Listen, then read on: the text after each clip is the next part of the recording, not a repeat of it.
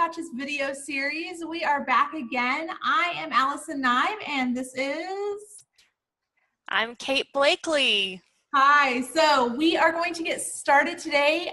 We have Kelsey here with us. Kelsey, will you just tell us a little bit about you personally? Sure. I'm a mom of 3 kids. I have been homeschooling for, 5 years now. They are 8, 10, and 12.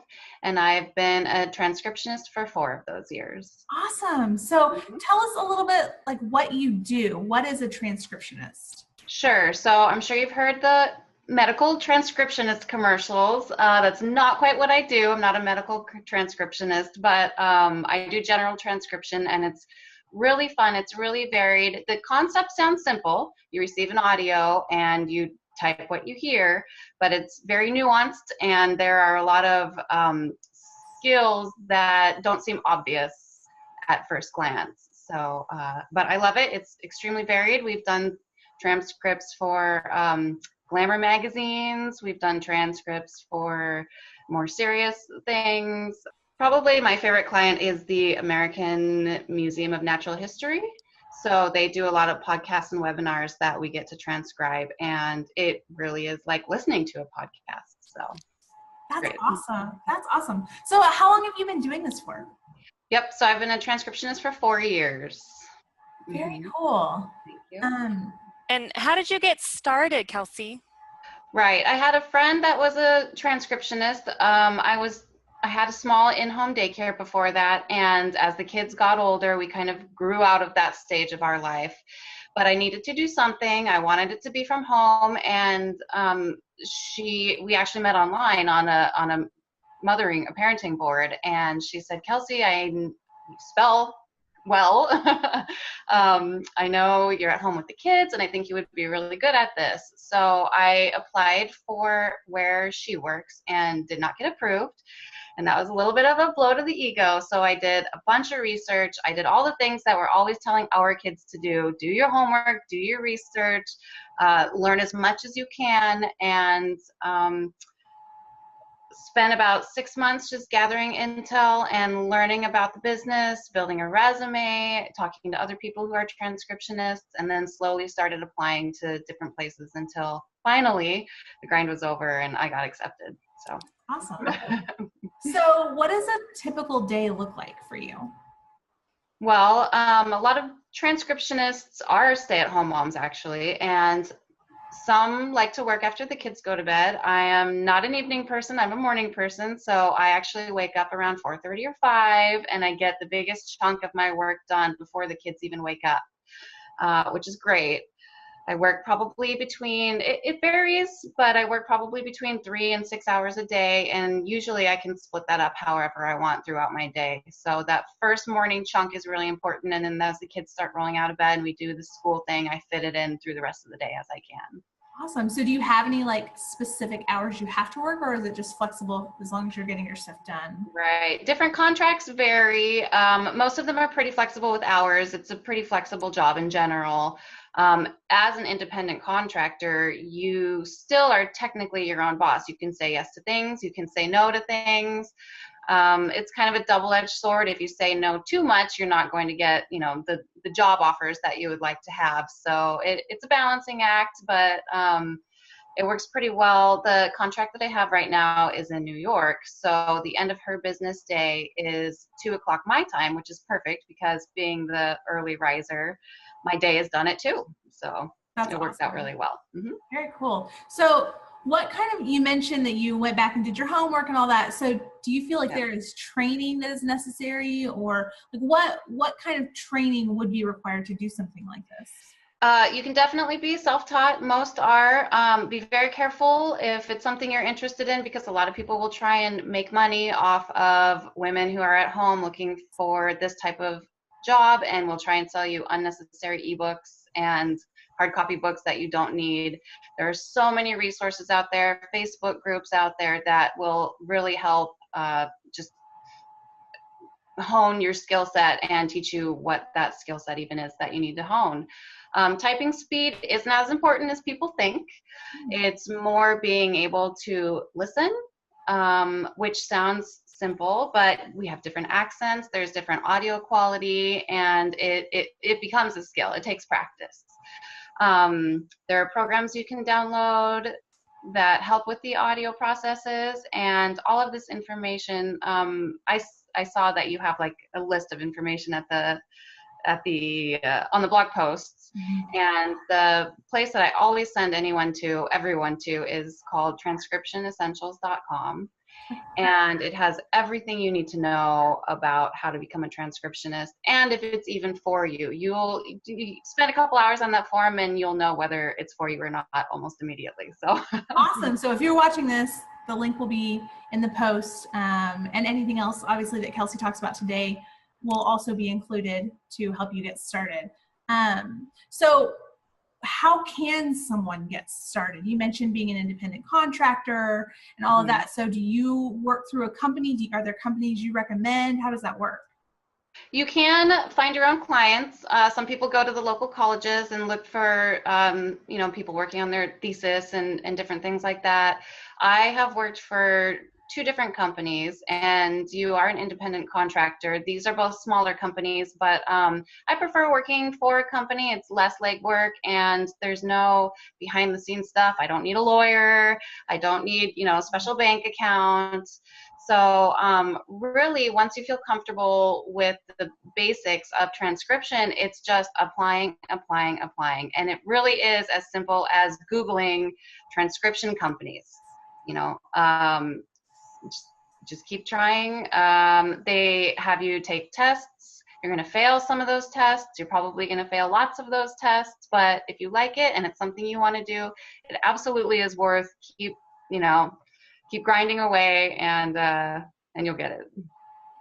Awesome. Kate, did you have a question? Sorry, you just looked like. Oh no, I'm good. I'm sorry. Oh, no, you're fine. I just want to make sure. So all that being said, so going through a company, do you have to market yourself or anything, or is that included with working for a company? How does that work? That is included with working for the company. As far as marketing yourself, really a skill-based resume is all you need when you're emailing those companies. You don't need transcription experience. A lot of homeschoolers are desirable for a position like that because the stuff that we do as homeschoolers, the routine, the regiment, waking up in the morning, all these things are skills that you need to have to become, a transcriptionist as well. So it is an asset. It can go on your resume, and it just has to look nice, be spelled appropriately, of course, and you're off and running.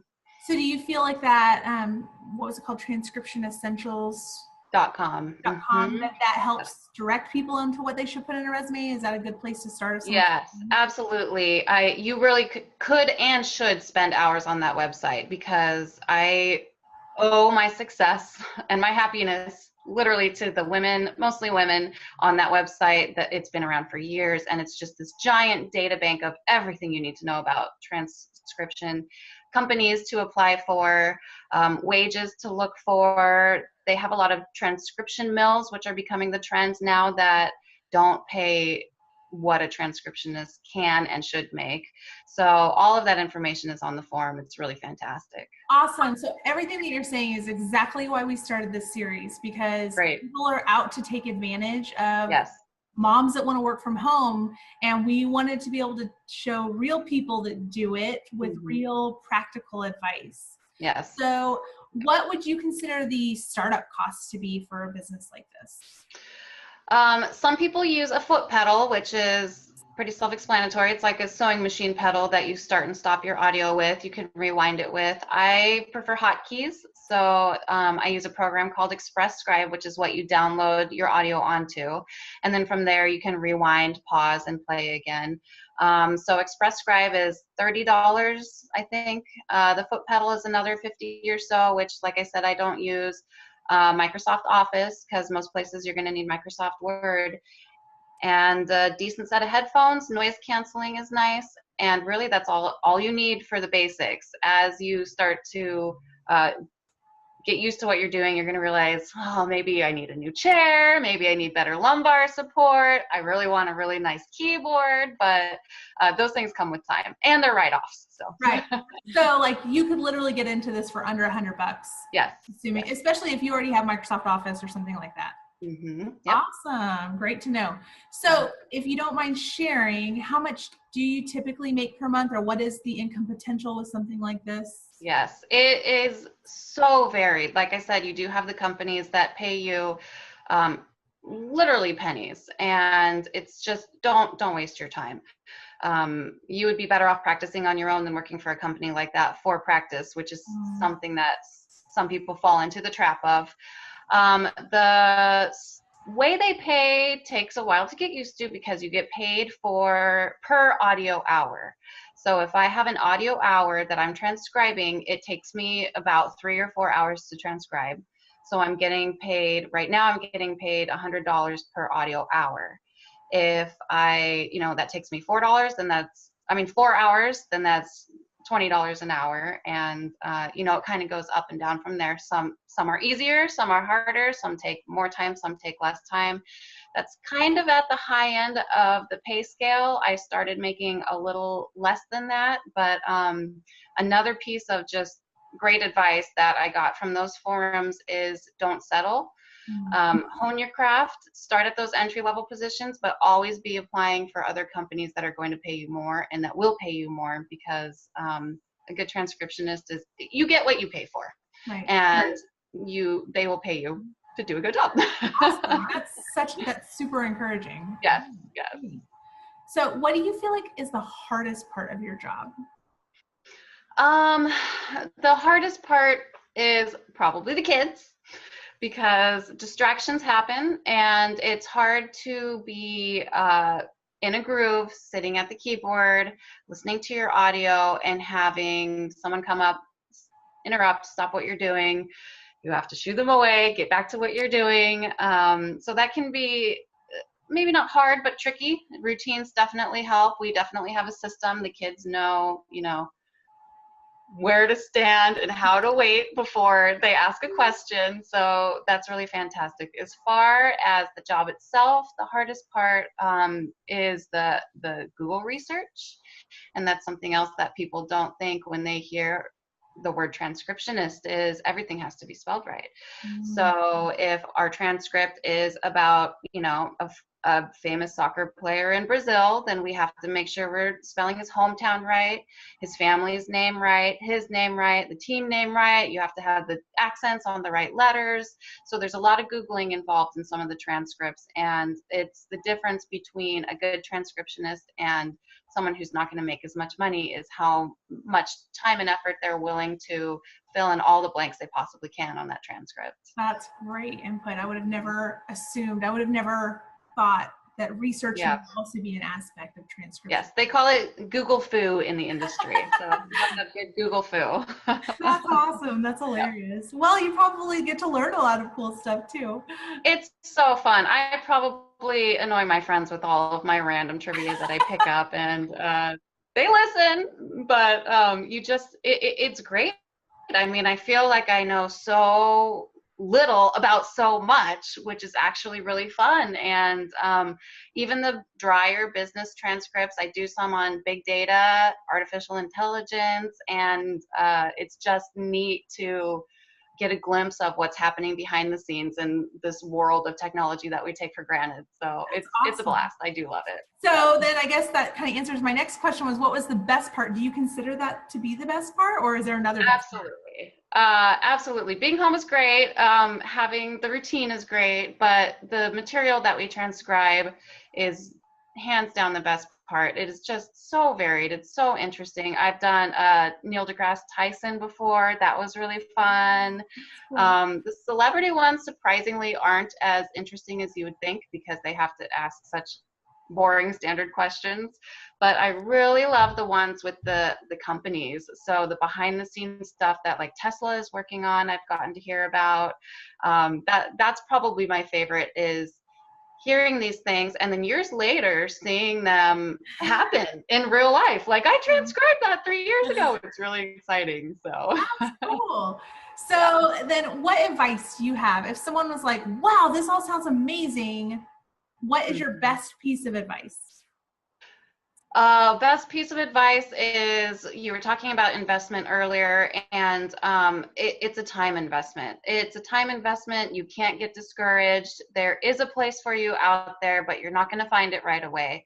If you're interested in it and you try it out, just, you download the software and maybe you do a few sample audios and you get excited about it, then it's worth pursuing and spending hours in the beginning working for nothing and getting used to what you're doing, and it absolutely pays off in the end. So if you look at it that way, there is more of an upfront cost than just the materials, but I mean, it can be life-changing if it's for you. It changed my life. Yeah. Kelsey, this has been so interesting. Like, I knew nothing about this industry. I actually am like, man, maybe I want to do this. Yes. Entertainment value. It sounds really cool. So is there anything else you want to add? Anything that I didn't cover that you feel like is important to know? Probably just the one last thing that people ask a lot is, are you afraid that technology is going to take over your job? Because, with all that dictation software now, that's a real concern. Medical transcriptionists are becoming a thing of the past because doctors can dictate clearly into a microphone. General transcriptionists are still in demand because people talk so differently. They talk over each other. It's not always great audio. There's going to be it's going to be a while before any kind of software can pick up the nuances of human speech. But don't waste your time with medical transcription. Don't pay for the classes. Don't look into it. General transcription and legal transcription is really where it's at right now. That is great input. Great input. Anything that you wanted to add or ask? Oh, no, I don't think so. Kelsey, thank you so much for coming to talk with us today. Thanks for inviting me. Yeah, it was super great to meet you. Like I said, this was great information, and we are really appreciative. If you're watching and there's any information that you need to know, we're going to include everything Kelsey mentioned in our show notes, and also anything else that we feel like might help you. There's always a cheat sheet included so that you can kind of know what it is. We are excited that you're here. Catch us on Facebook, Instagram, blog, etc. And we will see you soon. Bye. Great. Thank you. Bye.